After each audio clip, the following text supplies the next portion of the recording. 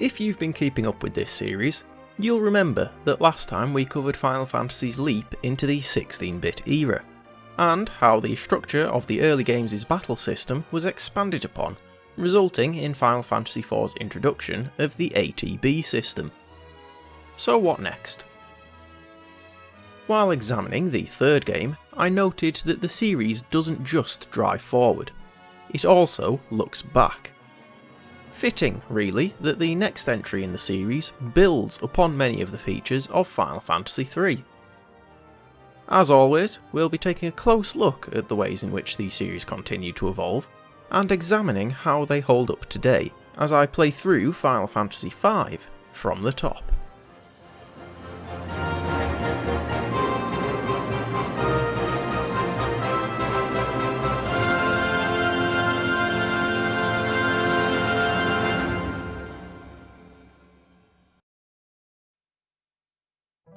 Final Fantasy V was first released in 1992 on the Super Famicom. It is another game from the series that was initially Japan exclusive, although an official English translation was being worked on with a plan to release the game as North America's Final Fantasy III. However, this project ended up falling through. This was in part due to Square's belief that, with the game being harder than the other titles released abroad, it would potentially damage the image of the series. Rumours would pop up every so often about other attempts to localise the game, under such names as the quintessentially 90s Final Fantasy Extreme. Probably just as well this never saw the light of day. Other ports were also considered, including to PCs, but none of these projects were ever released. The near continual reports of potential localisations, and then subsequent cancellations, led to angry fans taking matters into their own hands, resulting in Final Fantasy V being one of the first games to receive a full fan translation. Actually playing this fan translation raises questions of legality, even if one were capable of applying the translation patch to a legitimate copy of the game. The legality of emulation is even murkier. Thankfully, it wouldn't take too long, or at least not as long as Final Fantasy III, for an official translation to successfully get through development and be released to the rest of the world. Final Fantasy V appeared on the PlayStation as part of the Final Fantasy Anthology. This anthology differed slightly between regions. In North America, Anthology contained Final Fantasies V and VI, releasing in 1999. In Europe, the anthology was released 3 years later, in 2002, and included Final Fantasies IV and V, with VI being released separately. Like Final Fantasy IV, the PlayStation ports of Final Fantasy V have very few changes to the core game, the most obvious being that it is now translated into English, and other languages for the European release. There was some criticism of this translation and the liberties that it took that we'll talk about later on. In response to the criticism though, the script was changed to more closely resemble the original Japanese for the next port. Releasing in 2006, Final Fantasy V Advance appeared, unsurprisingly, on the Game Boy Advance. It brought along many of the same improvements the other GBA titles featured, such as character portraits and a chunk of bonus content. For the first time, the PSP didn't get its own release, although the PlayStation version is available to download from the PlayStation Store in some regions. The final version to be released was the now expected triumvirate of Android, iOS and PC versions, which are once again virtually identical. While favourably received for the most part, there is one particular bone of contention for some, especially those who had played earlier versions. That being the reimagining of much of the sprite work and art assets in general. We'll cover that more later. This version also introduced an auto battle, though it is perhaps in its least useful iteration here. Once again, and likely in all future games of the series to be honest, I'll be playing the PC version. I mean, Steam does have them all just right there. You should know the drill by now. Gameplay first. The core systems have very few changes from those in Final Fantasy IV. The basic formula of travelling the overworld, towns and dungeons remains, and the battle system is at first glance unchanged. Look a little closer and you will notice some differences. We're back to 4 party members, and the fixed 3-2 row system has been dropped, returning to the previous system of the player being able to change a character's row at will. The ATB system itself works in the same way, though there are now very few abilities that require more than an instant to charge and activate. I mentioned that the auto battle of the smartphone and PC versions is rather lacklustre. Where before we had games that repeated the character's last action, or even a freely predetermined action in the case of Final Fantasy IV, 5's auto battle is a pale shadow. It will simply use the first command in the list, which for almost every job is a straightforward attack. In some of the earlier games, this would not have been much of a problem, but with Final Fantasy V's variety of abilities and enemies, it results in it actually being easier to just set the cursor to memory and mash the confirm button, like one would have done on the original releases of the game. Especially when many grinding areas rely on using specific abilities to quickly defeat enemies. Speaking of abilities, what Final Fantasy V brings to the table and what sets it apart in the series is the return and evolution of the job system from Final Fantasy III. Like that earlier iteration, in Final Fantasy V you are able to change job at any time out of battle. Unlike that game however, firstly, there is no penalty for switching jobs, although current HP and MP doesn't change and may need restored. Secondly, you are not strictly limited to the abilities of the current job. As jobs level up, we'll talk about how later, you unlock abilities. These are split into 2 categories. Passive abilities, as the name suggests, are constantly active and tend to have a range of background effects. These include, but are not limited to, increasing characters' stats, such as HP, MP or agility, to overworld effects like preventing damage from lava and other dangerous terrain, and even battle effects, for example increasing the rate of first strikes or preventing enemy ambushes. Command abilities also have a relevant name. Equipping a command ability allows you to use that command in battle, alongside the abilities of the current job. For example, you can have a monk that can also cast black magic, or a samurai who has the dragoon's ability to jump.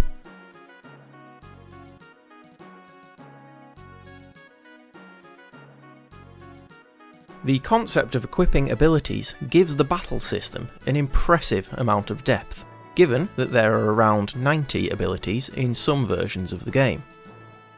There are, of course, some caveats.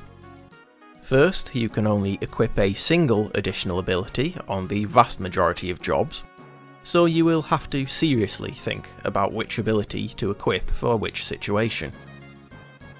Second, unlocking an ability from a job does not mean that job now has that ability.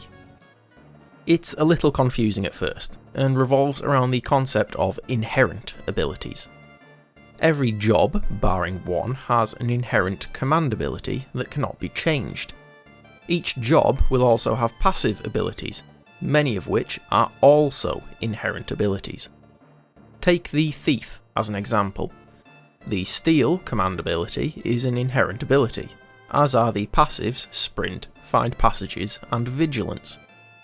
These abilities will be learned as the Thief increases their job level, and will become available for other jobs to equip. The Thief can also learn the abilities Flee and Mug, similarly unlocking the abilities for other jobs. However, if the Thief wants to use either of these 2 abilities, they must equip the abilities as any other job would. Much of the strategy of Final Fantasy V comes from the mixing of abilities, either through covering magic options so that you can always heal, or through setting up combos such as having your ninja attack 8 times in a single turn. Given that there are 22 jobs, with 4 more bonus jobs in the Advance and PC versions, there are near enough uncountable combinations of abilities, offering up plenty of options for an inquisitive player to get their teeth sunk into. Let's look at the jobs on offer. Like with Final Fantasy III, Final Fantasy V's jobs can be split into 3 general categories: physical, magical, and support. I'll cover the 4 bonus jobs separately, and there are 2 jobs that work differently enough that they'll get their own section too. Physical jobs are the most plentiful, so I'll cover them first. The Knight has been a common job throughout the series so far. Here, it does lose the low levels of white magic that it often uses, but retains the cover ability and gains the two-handed ability, allowing the Knight to deal more damage, at the expense of not equipping a shield. The Monk is another job we've seen in most games. In this game, the bare-handed Monk inherits the kick ability from Final Fantasy IV's Yong, as well as learning the focus ability to deal more damage. The Monk is also capable of countering physical attacks. The Thief, our example from earlier, is another recurring job. Like their previous incarnations, they focus on stealing items from enemies and fleeing if the situation doesn't look so good. They are the fastest job in the game and have many useful passive abilities.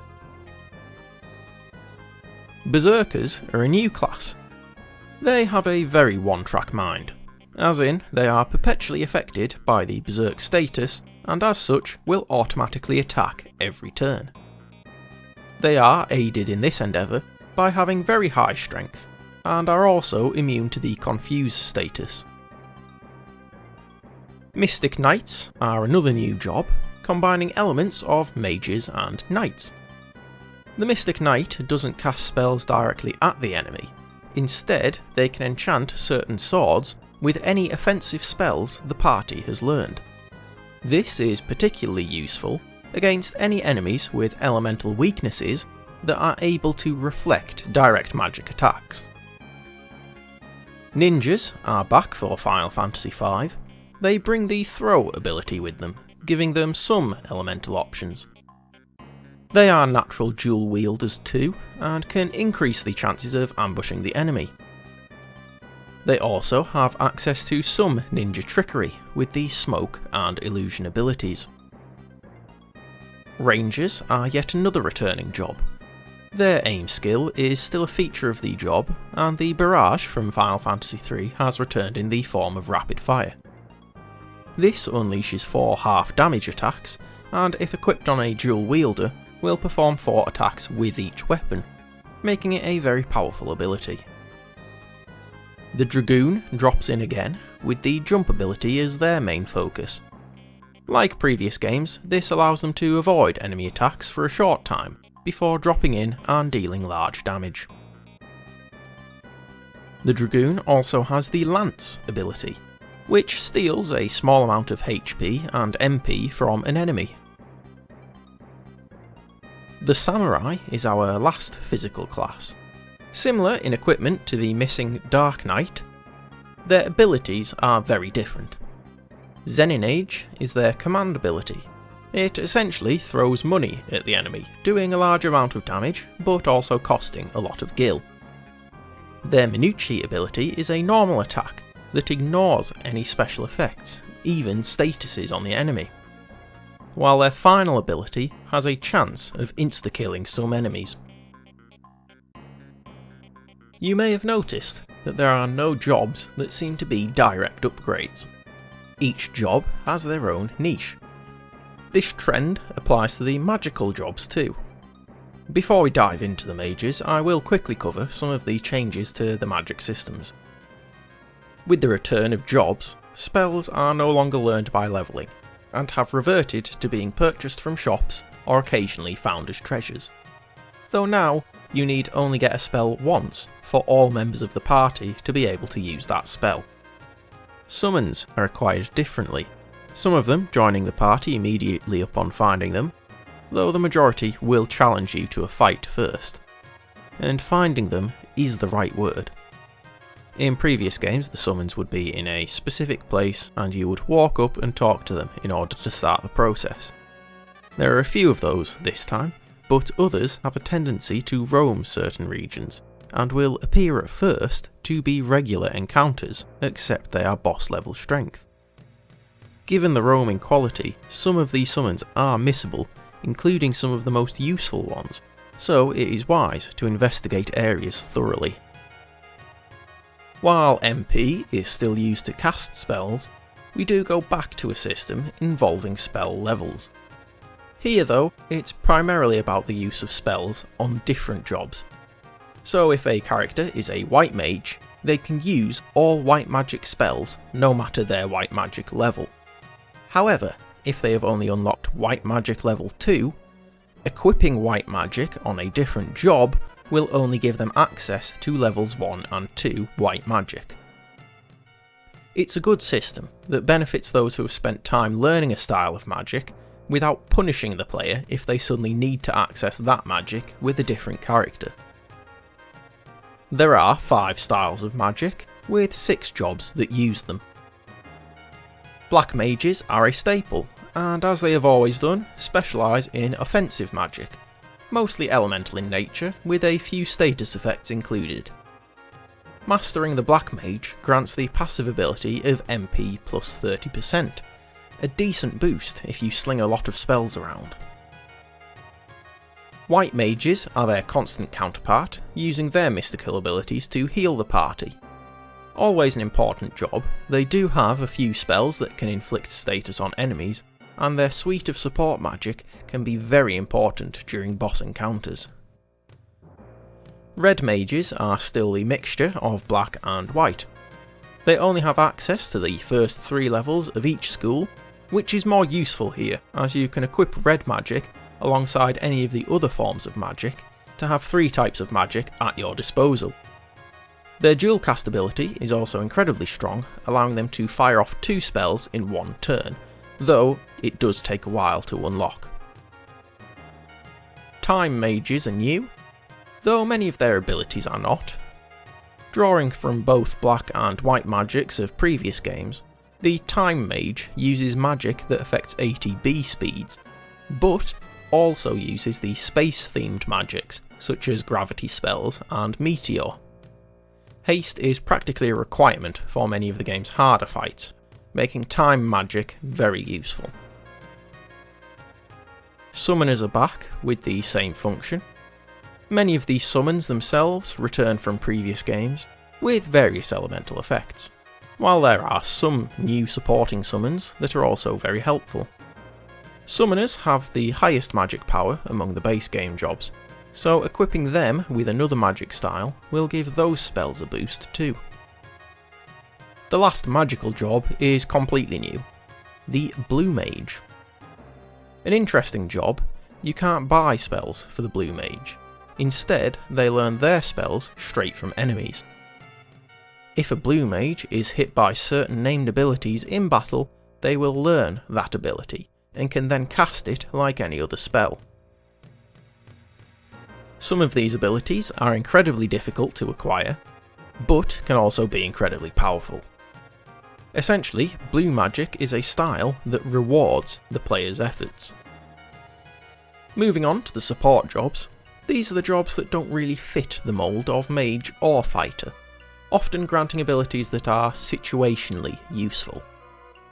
The first we'll cover is the Beastmaster. These guys can catch enemy monsters, with the release ability allowing the monster to be used like a one-time summon. They can also use the control ability to control the enemy monster. This can allow the player to cast certain monster spells at the party, and is key to gaining some of the most powerful blue magic spells. The Geomancer returns, with Gaia acting as a renamed terrain ability, having a random effect depending upon the current location.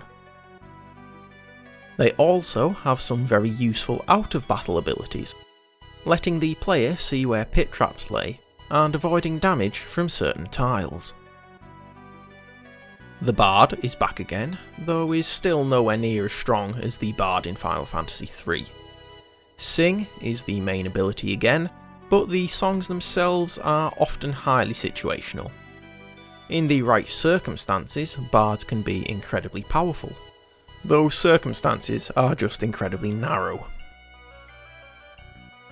Dancers are an odd one. The dance command randomly performs one of 4 dances. 1 confuses the enemy, 2 drain HP or MP, and the final one deals 4 times damage. The randomness hurts this class though, as does the fact that the dancing dagger can be equipped by most jobs and has the exact same effect. Chemists are a new job and are, like the Bard, incredibly strong in the right situations. They can set themselves up to be powerful attackers by drinking certain items, though this does cost turns, while their other abilities can support the party. They can also mix items to produce certain effects that benefit the party or hinder the enemy. There is a very similar job to the Chemist among the bonus jobs introduced in Final Fantasy V Advance. 3 of these jobs are required upon entering the bonus dungeon for the first time. The Cannoneer has the ability Combine, which works like Mix but is limited to various effects of their ammunition. They can also open fire, to deal high damage from any row, with the chance of inflicting statuses on the enemy. Gladiators are potent physical attackers. They can unleash a finisher attack, which can deal maximum elemental damage, but may completely fail.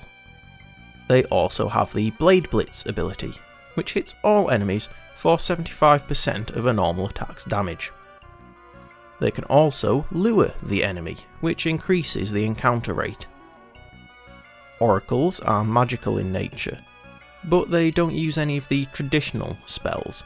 Instead, they use the Condemn and Predict commands, which have a reasonable possibility of backfiring, and take some time to actually take effect.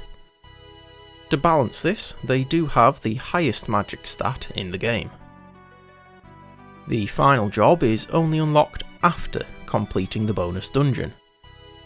The Necromancer has permanent undead status, and has access to the Dark Arts spells.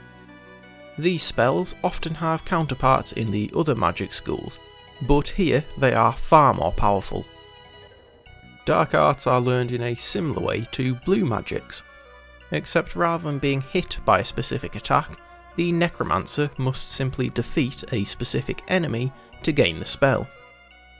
A fun job, but limited in use by the fact that to earn the job, you must have beaten the toughest challenges of the game anyway. There are 2 last jobs to cover. These jobs are special and incredibly strong in the late game. Freelancers are available from the start of the game, and are pretty basic at that point with no special abilities. It's only when you begin to master other jobs that freelancers come into their own. They automatically have the passive abilities of every mastered job without needing to equip them, and they are able to equip 2 command abilities. This can lead to some impressive combos. Mastering the Ninja will allow freelancers to dual wield.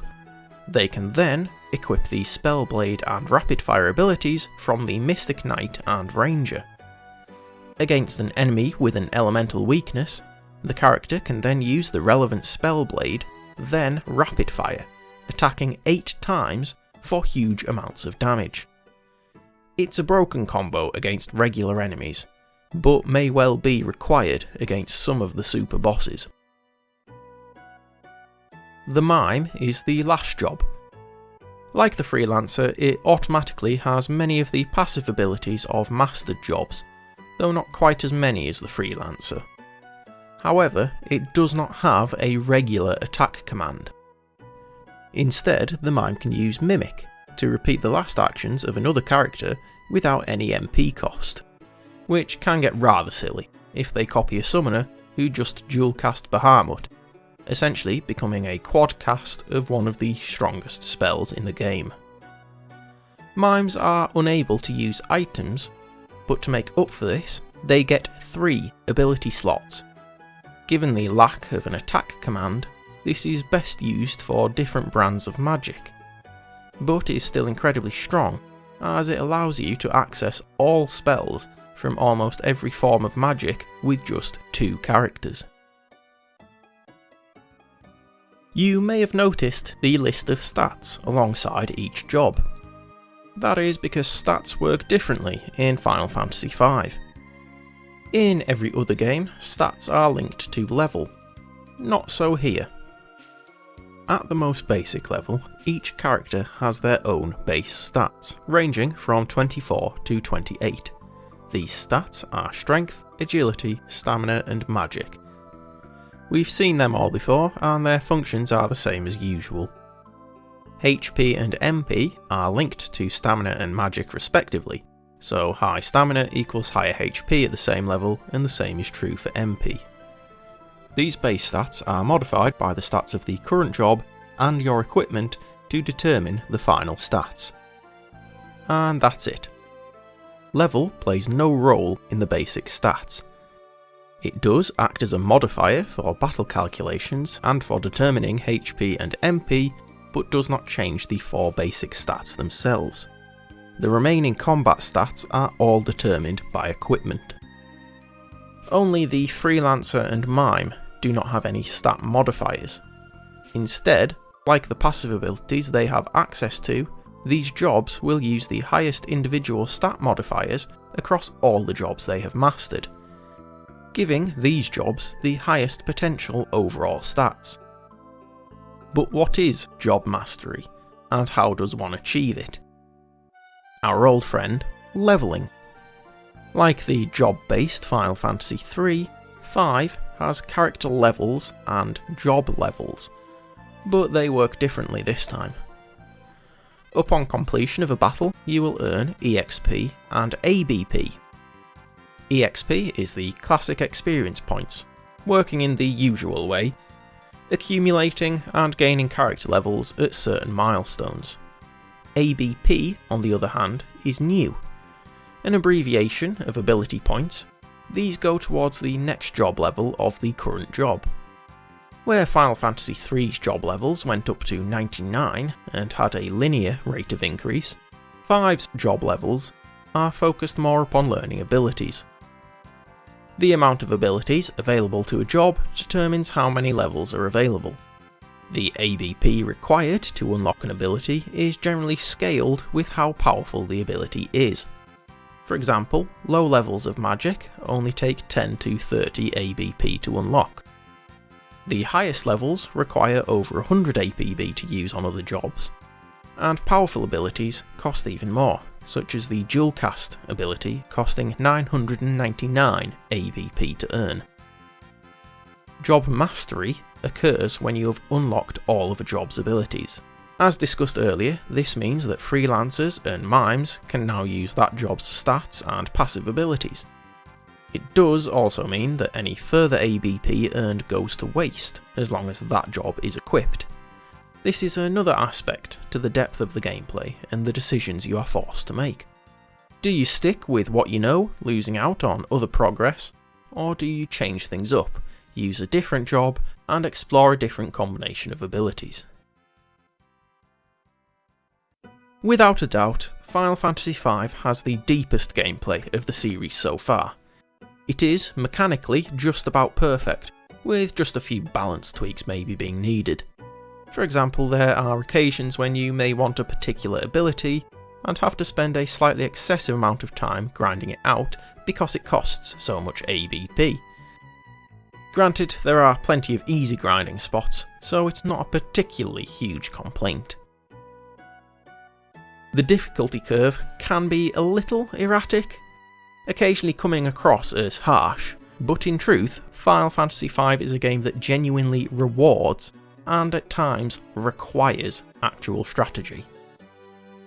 I am on the fence about one aspect of the gameplay, though it has nothing to do with the mechanics themselves. and that is the front-loading of the jobs. It can result in the overall experience becoming a little stale, with nothing new to try out as you get deeper into the game. In fact, almost all of the jobs, except the advanced bonus jobs and the mime, are available by the end of the first world. Yep, first. Once again, we have 3 overworlds. Well, technically 2, but even more technically 1. Let me explain. So there could be some minor spoilers, but as we'll discuss later, it's not really going to impact the overall experience in a major way. Still, if you want to skip ahead, you're free to do so. The first world, yet again unnamed, follows the usual Final Fantasy trend of a reasonably contained starting area that gradually expands through the use of transport options, providing a decent area to explore. After so many hours, story events occur that will prompt you to travel to the second world. You go through a similar process, gradually exploring this second world and its new environments, with some new transport capabilities. With a few more hours on the clock, the story reaches a climactic moment. Earthquakes shake the screen before everything fades to black. The party wakes up in what looks like World 1. And it is. Or at least, half of it is. The other half is World 2. World 3, or the Merged World, is the true form of the world, and as you would expect from the name Merged World, contains locations and environments from both worlds, with the merging itself allowing you to access some areas that the player could only see from afar in either of the first 2 worlds. Navigating the worlds is largely the same as previous games, with just a couple of changes. There's 2 different ships that let you sail the oceans, though both get destroyed fairly early on. You'll also get to fly around in a few different ways. Wind Drakes essentially act like classic airships with their usual landing restrictions. Black Chocobos are back, and like before, only land in forests. They are slightly different now in that they will stay where you leave them, rather than returning to Chocobo Woods once you are finished with them. The same is true for regular Chocobos. Or should I say Chocobo, as only one is actually rideable in the game. Boko, Bart's best friend, though he is barely used until the third world, and even then, once you attain the airship, he becomes rather redundant. In retrospect, it makes his inclusion on the box art a little odd. The airship is back for another game, this time gaining a few upgrades throughout the course of the story. Initially a classic airship, it ends up being capable of turning into a sailing ship and a submarine once this game's Sid and his grandson Mid are done with it. I did enjoy the way the transport options and the 3 worlds were worked in alongside narrative elements, though there are other problems with narrative that I'll discuss shortly. Back to the world design, the concept of merged worlds is executed really well. Both of the unmerged maps have plenty of content, with the merged world being enjoyable to explore and see how areas around certain towns are changed by aspects of the other world. The majority of towns are present in the merged world, at least until story events occur. Let's take a quick look at the settlements of Final Fantasy V. There isn't a particularly vast amount to say about the towns really. They are reasonably distinct from each other. Even with many of them being castles, it's easy to remember the layout of each one and where you need to go for a specific service. The locals are plentiful in number, often with plenty of information, while pubs also help to give towns a sense of being lived in, alongside being part of a hidden side quest to improve your piano skills. When it comes to services, shops, inns and NPC homes are all as normal. The only change from 4 is the return of magic shops, now the spells are no longer learned naturally by levelling. I don't have any complaints about the towns, they're perfectly functional, reasonably memorable, and no worse than those in 4. The dungeons are something of an improvement though. Plenty of variation in aesthetics is pretty standard for the series, but what elevates the dungeons in 5 is the variety of features. Trap holes and damage floors we have seen before, but these aren't the only things to change up the dungeons in Final Fantasy V. Many of them now also feature puzzle elements and other environmental obstacles that give the dungeons so much more distinctiveness. None of the puzzles are particularly difficult, they simply offer a nice change of pace from the previous games' dungeon crawling through corridors and roaming mazes. It's part of why dungeon length never felt like an issue in this game. The returning save points let you take a break if needed, but I happily went through most dungeons without any issues. Even though some were just as long as in earlier games, the simple variation in activities prevents boredom. As always, dungeons contain bosses. The majority of the storyline bosses are as you would expect. There is one new boss concept that had its debut in Final Fantasy V. The Super Boss. Now, we have seen some of these before. However, they were always part of bonus content added to later ports. Final Fantasy V, though, included 2 super bosses in the original release, Omega and Shinryu. Compared to everything else you will face in the main game, these guys are tough. Far tougher than the final boss. In fact, an unprepared team is unlikely to last more than a minute, or even a turn. Thankfully, they are optional if you simply wish to beat the main story. If you do decide to challenge them, and come out victorious, you will receive emblems that give you bragging rights. And I guess you will also be able to grab the sword from the chest that Shinryu is guarding. They aren't the toughest challenge you will face if you play a version with the bonus dungeon though.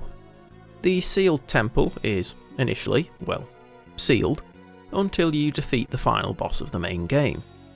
You can still visit, but cannot progress beyond the first antechamber where you receive the Cannoneer, Gladiator and Oracle jobs.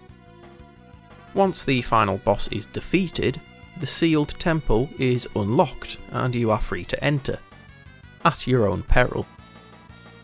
The dungeon is packed with strong enemies and a scattering of bosses, all of which are on at least a level with the final boss in technical difficulty.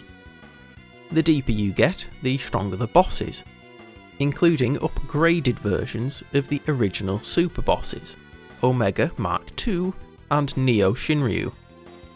The final boss of the dungeon has over 120,000 HP, and can cast all of the strongest magic in the game. If you defeat this boss, you get one final challenge, the Cloister of the Dead.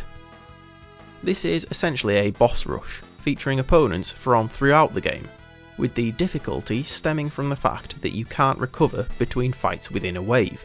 You have to defeat all enemies from that wave before you can heal. And if you choose to leave the cloister, it will completely reset to the first wave. I really enjoyed the dungeons of Final Fantasy V. Take plenty of variety, both visually and feature-wise, and combine with the enjoyable battle system, and you are onto a winner. They also avoid the biggest problem with Final Fantasy IV's dungeons, though that isn't a good thing. In 4, the dungeons occasionally felt too long because I wanted to get to the next story moment. Sadly, I didn't feel that way in this game.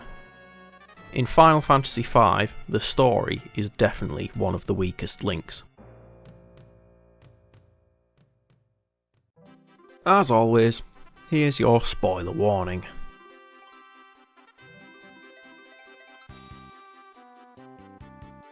I'll start off with the positives. Much of the dialogue, at least in the PC versions, is pretty much spot on. There's plenty of funny moments that had me genuinely laughing out loud. Individual character moments are also well executed and give you a really good feel for the characters. Better even than some of the characters from the previous game. though this is slightly balanced by the fact that we only have 5 main characters here, instead of the 12 we get to play with in Final Fantasy IV. Bart, known as the chuckle-worthy Butts in the original Japanese, is a simple wanderer, initially wanting little more than to explore the world with his chocobo friend Boko. While not the sharpest tool in the shed, he is easygoing and friendly, often being the one to maintain a level head when everyone else is being rash. Lena is the princess of the Kingdom of Tycoon, on a quest to find her father after his recent disappearance. Selfless and determined, she has an impulsive streak a mile wide, that often puts her into danger. Galuf is an amnesiac, knowing little more than his name and his mission. Despite this, he is something of a joker, but is also incredibly loyal and courageous. He is in fact from the Second World, having travelled between worlds upon discovering the seals imprisoning the villain were weakening. Faris is a rough-spoken pirate, with a matching accent in some versions, who is brash and occasionally reckless. Despite this, she is a strong leader and does actually care about her crew and her friends, though she rarely lowers her defences for long enough to show it, initially presenting herself as male when the party first meets her. Creel is Galuf's granddaughter. She is optimistic and hopeful, always trying to look on the bright side, even in the darkest of times. But having been left on the Second World, and with her parents missing, she fears being lonely and abandoned. This may be why she can talk to Moogles and Chocobos. We know one of those very well, the others not so much. Moogles did technically appear in Final Fantasy III, but their role was so small beyond the Mognet feature, which was an addition to the 3D remake anyway, that I had completely forgotten about them. In 5, however, they have a slightly bigger role, and we even get to visit a Moogle village. They are mysterious creatures and have some telepathic abilities that they use to aid the party a few times throughout the story. They aren't the only ones lending a hand. In fact, most of the residents of both worlds are trying to help our heroes, given the threat that they face. This is where we start to get into the negatives though, and they are pretty big negatives. The main plot is, at this point in the series, painfully cliched. Once again, the 4 crystals are under threat and the party must travel around to try and protect them. Given the fact that the party unlocks additional jobs from crystal shards, it comes as no surprise that they fail, breaking the seal on the main bad guy, resulting in the quest to stop him being the main objective for the rest of the game. And that's pretty much it. Seriously, that's almost the long version of the plot as well. There are very few twists, and everything plods along as expected.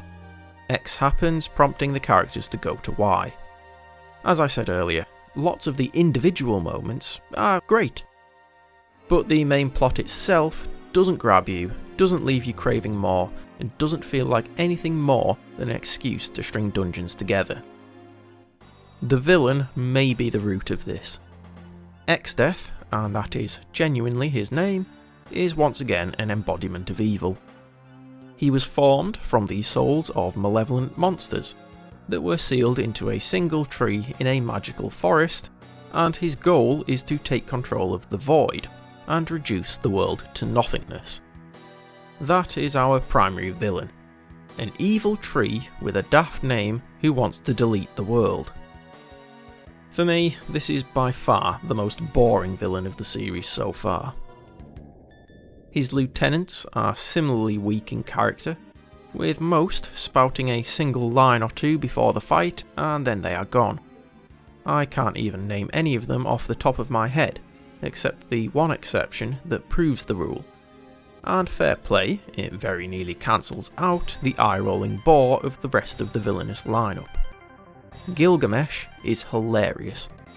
A mighty warrior theoretically working for Exdeath, He really craves only two things: to prove himself against any challenger, and to seek out and possess extraordinary weapons.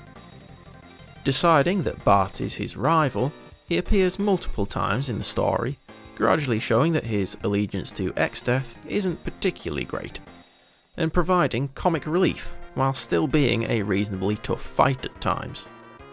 Reaction to Gilgamesh has been positive enough that he has become a recurring character in the series. He almost saved the story of Final Fantasy V. Almost. The main plot is just too weak, and while character moments are strong, they are not by themselves enough to pull me back to the game night after night. Maybe I was just spoiled by the narrative strength of Final Fantasy IV. By no means is 5 terrible in this respect, it's just very underwhelming. When it comes to presentation, you can probably take a few guesses on some of what I'll say, but there may be a surprise or two for you.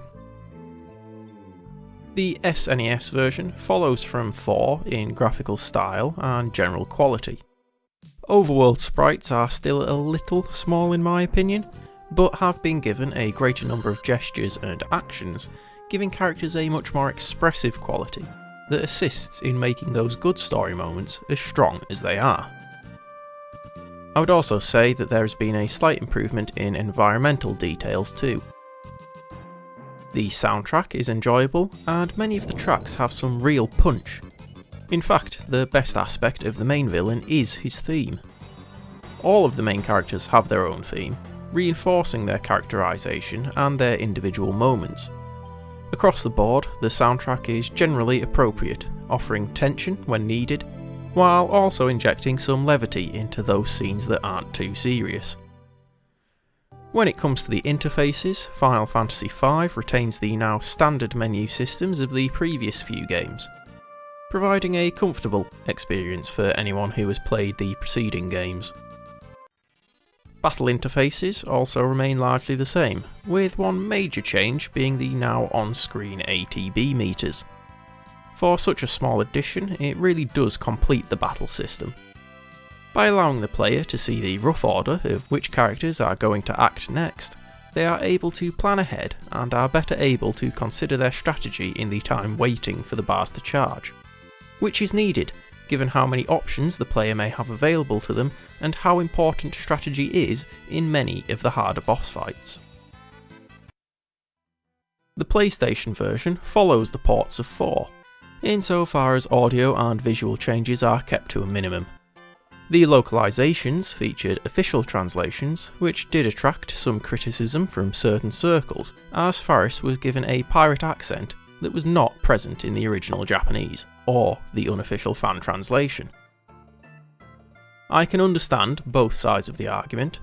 Keeping consistent with the original vision is important, but one aspect of localization that is rarely considered is matching the content to the cultural expectations of the targeted region, and Faris is a pirate captain.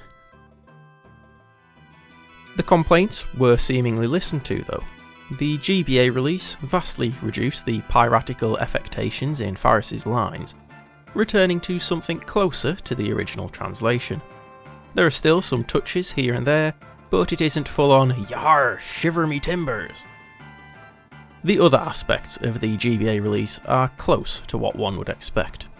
The audio is vastly diminished, even with some attempts to optimise the music tracks for the handheld. Visual changes are mostly limited to battle backgrounds, a general brightening, and like other Final Fantasies on the console, the addition of character portraits.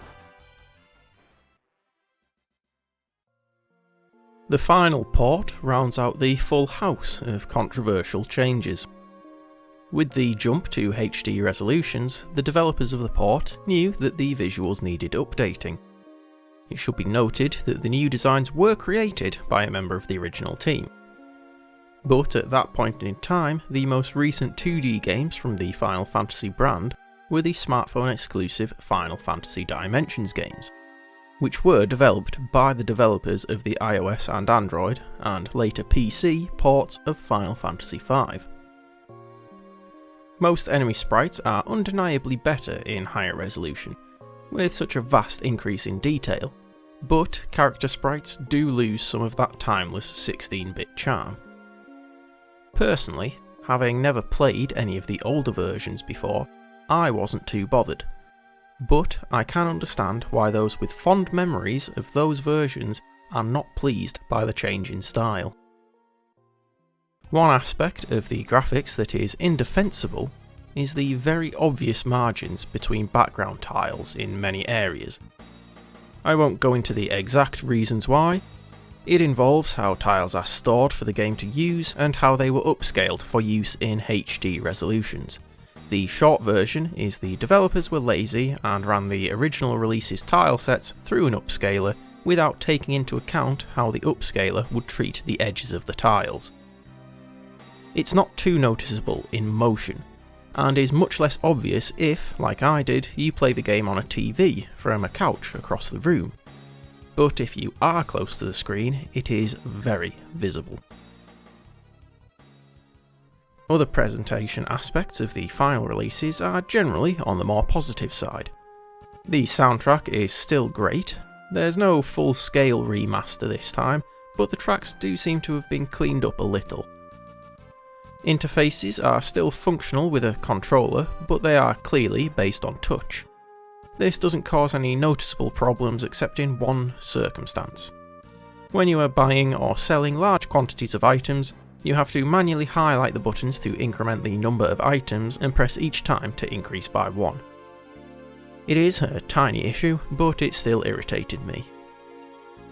You've probably noticed that beyond the story, most of my complaints have been about fairly minor issues.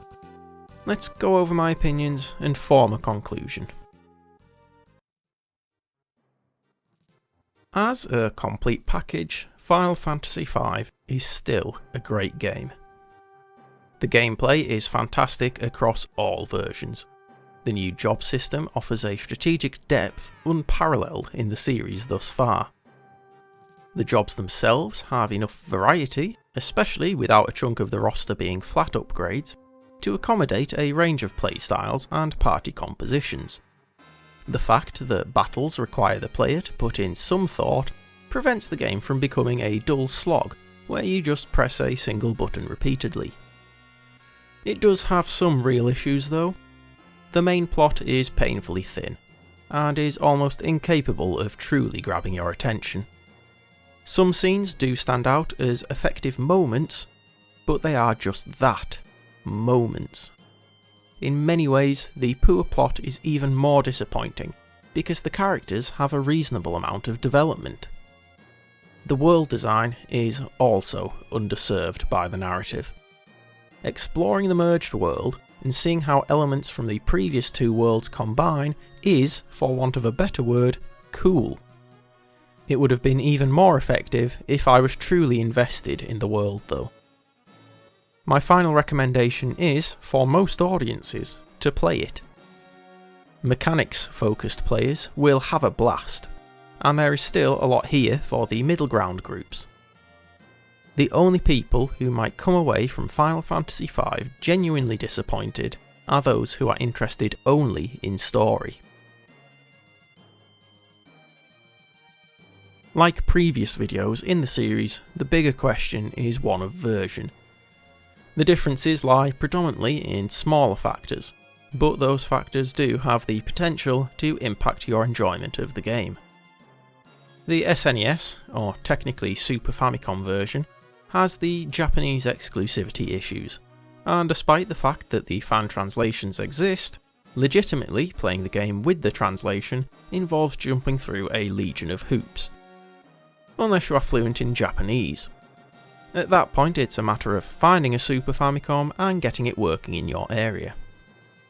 The biggest complaint about the PS1 release is the excessively pirate Faris. I haven't fully played through this version, but the first couple of hours is enough to know that it doesn't let up. If you can't stand it, you might want to skip this version. On the positive side, both Western versions do include other games alongside Final Fantasy V. Europe gets 4, which we already know is not to be missed, and North America gets 6, which just maybe we'll be covering next time. 2 for 1 is always a tempting proposition. The GBA version is a strong contender if you want the bonus content, alongside the original visual style. The sound is disappointingly affected by the handheld's lack of dedicated sound hardware, but if you aren't too concerned by that, you might prefer this version. Plus, portability is handy. The PC, Android and iOS versions are the easiest to get a hold of, but your enjoyment will depend upon how much graphical presentation affects you personally. The visual artifacts are less obvious in motion, but if you can't abide the new character sprites, then you aren't going to enjoy this version. If the sprites don't bother you, or you are all about the gameplay, this is the version I would go for. Essentially, it comes down to your own personal preference. That is that. Final Fantasy V, check. Next time, we come to the last of the 16-bit games. Often appearing close to the top of Final Fantasy ranking lists, we'll see if it really is as good as they say when I play through Final Fantasy VI from the top.